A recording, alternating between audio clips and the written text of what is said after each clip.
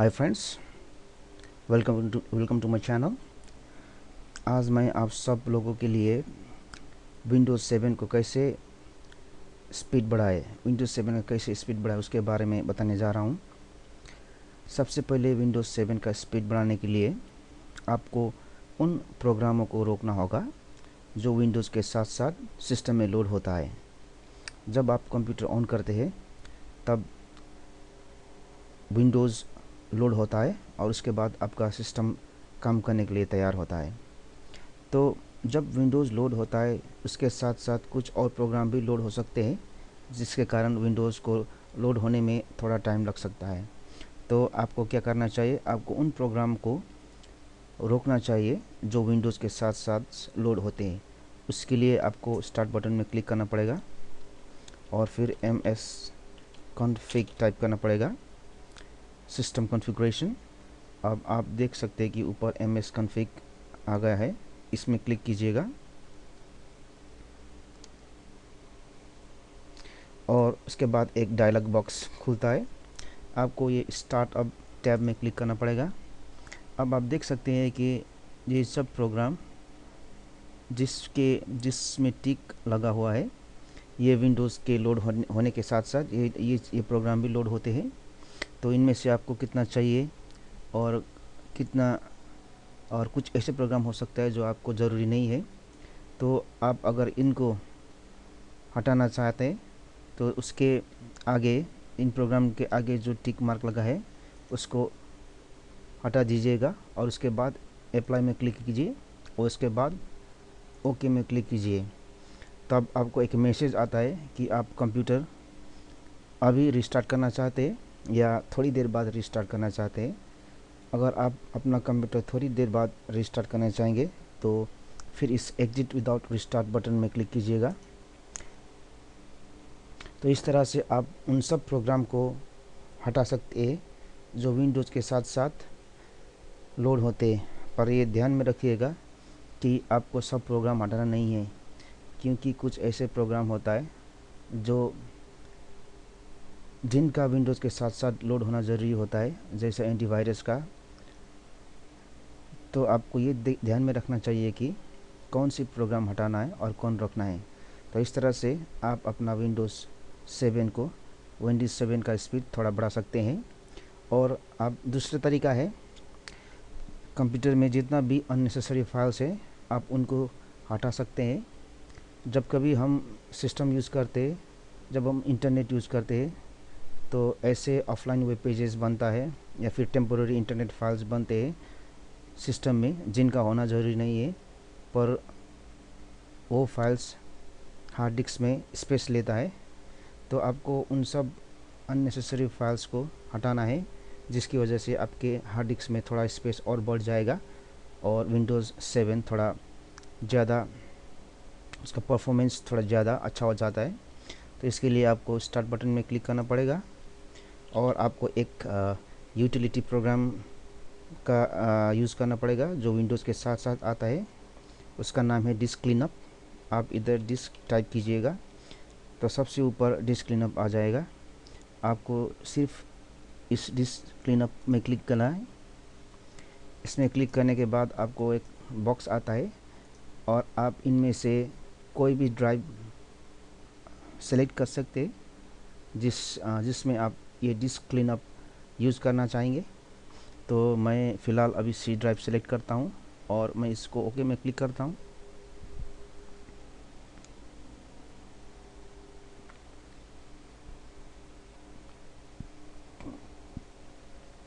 अब ये disc cleanup software calculate कर रहा है कि आपके सिस्टम में कौन से फाइल ऐसा है जिसकी ज़रूरत नहीं है, और वो फाइल, उन फाइल के हटने से कितना स्पेस और ज़्यादा हार्ड डिस्क में खाली हो जाएगा, वो भी आप देख सकते हैं थोड़ी देर बाद।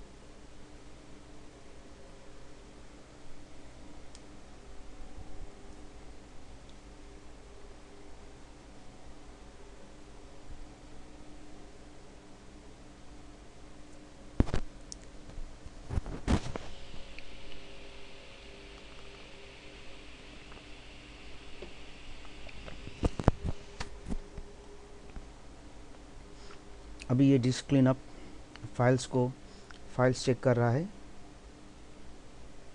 थोड़ी देर वेट कीजिएगा।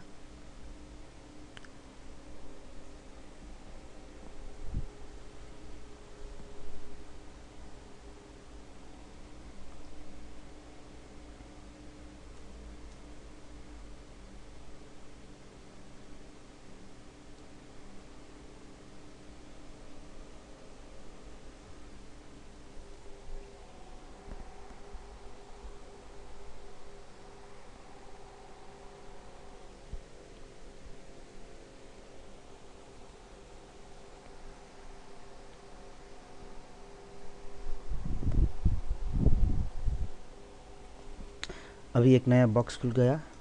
इसके अंदर आप देख सकते हैं कि ये जो फाइल है ये अननेसेसरी फाइल है, और आप इसको इधर से हटा सकते हैं। और इसके हटने के बाद कितना स्पेस खाली हो जाएगा ये भी आप देख सकते हैं। आप अगर इन सब फाइलों को हटा देंगे तो आपके पास आपके हार्ड डिस्क में 526 मेगाबाइट स्पेस खाली हो जाएगा। तब तो आपको इसको हटाने के लिए क्या करना चाहिए, आपको सिर्फ इन फाइलों के आगे टिक मार्क लगाना चाहिए और इसके बाद ओके में क्लिक करना चाहिए, और आपको एक मैसेज आएगा कि आप ये सब फाइल हटाना चाहते हैं। तो आप डिलीट फाइल्स में क्लिक कीजिए। अब ये फाइल्स सिस्टम से हटना शुरू हो जाएगा। थोड़ी देर बाद सब हट जाएगा, थोड़ी देर के लिए रुकिए।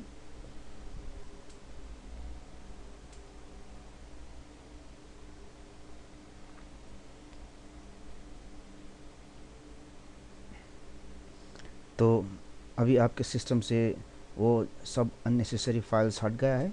तो इस तरह से आप सी ड्राइव को, डी ड्राइव को, जितना भी अननेसेसरी फाइल्स उसमें आप डिस्क क्लीनअप की मदद से वो सब फाइल हटा सकते हैं। अभी तीसरा उपाय जिससे विंडोज़ 7 आपके सिस्टम में थोड़ा स्पीड से चलेगा, उसके लिए आपको क्या करना चाहिए, आपको अपने सिस्टम में हमेशा एंटीवायरस सॉफ्टवेयर रखना चाहिए और उससे आपके सिस्टम को स्कैन करना चाहिए। क्योंकि यदि आप इंटरनेट का यूज़ करते हैं, यदि आप पेन ड्राइव यूज़ कर रहे हैं, तो कभी भी आपके सिस्टम में वायरस आ सकता है, जिसके कारण आपका कंप्यूटर थोड़ा स्लो हो जाएगा।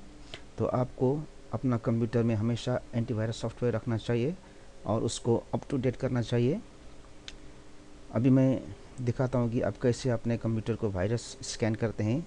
इसके लिए आप कोई भी पॉपुलर एंटीवायरस सॉफ्टवेयर यूज़ कर सकते हैं, जैसा कि Norton antivirus, Avast antivirus, Kaspersky और एवीजी एंटीवायरस, जो भी हो। मेरे सिस्टम में अभी एवीजी एंटीवायरस है, तो मैं इसको क्लिक करके ओपन करता हूँ।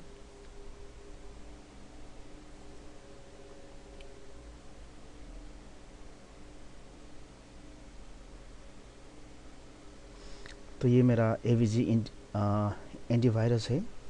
तो मैं अभी अपना सिस्टम को स्कैन करने के लिए मैं स्कैन नाउ बटन में क्लिक करता हूँ। इसके बाद मेरे सिस्टम में एंटीवायरस स्कैन करेगा, और यदि कोई वायरस है तो ये थ्रेड्स फाउंड के अंदर दिखाएगा कि मेरे सिस्टम में कितना वायरस है, और उसके बाद आपको ऑप्शन भी आएगा कि आप वो वायरस कैसे अपने सिस्टम से हटा सकते हैं। अभी मैं इसको स्टॉप करता हूँ। इस तरह आप अपने सिस्टम को एंटीवायरस से चेक कर सकते हैं, और यदि कोई वायरस हुआ तो आप उसको हटा सकते हैं, और इससे आपके सिस्टम स्लो नहीं होगा। अभी तीसरा तरीका जो है जिसके माध्यम से आप अपने सिस्टम में विंडोज़ 7 का स्पीड बढ़ा सकते हैं, वो है जितना भी अननेसेसरी प्रोग्राम्स आपके कंप्यूटर में वो आप हटा सकते हैं। यदि आप वो प्रोग्राम्स यूज़ नहीं करते हैं तो उसको हटाने में फ़ायदा है, क्योंकि आप अगर वो प्रोग्राम इंस्टॉल करेंगे तो वो प्रोग्राम आपके हार्ड डिस्क में स्पेस लेगा और उसका कोई प्रयोग भी यूज़ भी नहीं होगा। तो जो भी प्रोग्राम आप यूज़ नहीं करते हैं उसको आप हटा सकते हैं।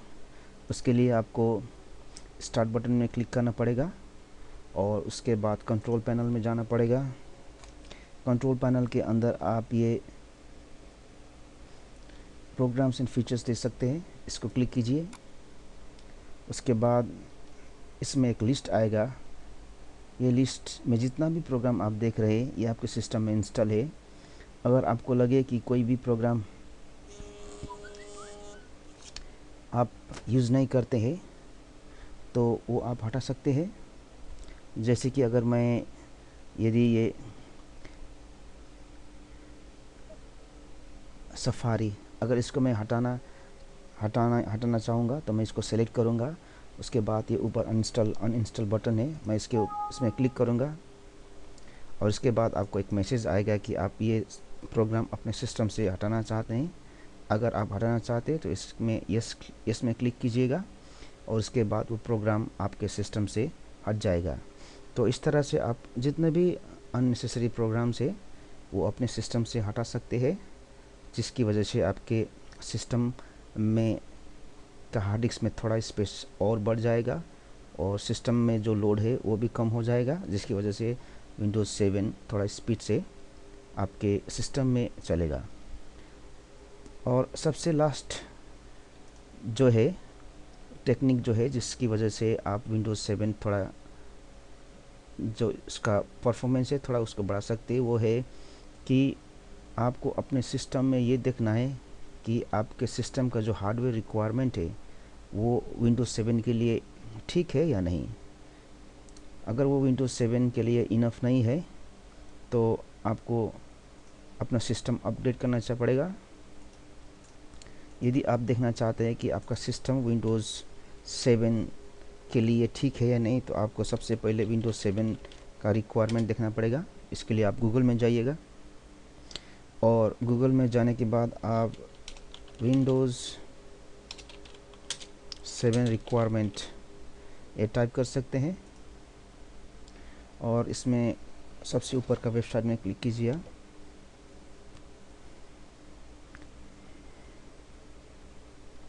तो आपको इसके अंदर दिखाई देगा कि सिस्टम विंडोज़ 7 इंस्टॉल करने के लिए क्या क्या चाहिए।